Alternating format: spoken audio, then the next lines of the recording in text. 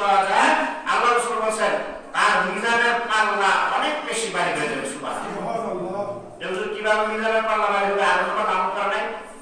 আপনি পৃথিবীতে দেখবেন মধু সবচেয়ে বেশি ভারী। মধু কি সবচেয়ে বেশি ভারী, ওজন বেশি। 1 কেজি মধু আর 1 কেজি আড়া, কেজি ঠিক আছে কিন্তু পরিমাণ কি ঠিক?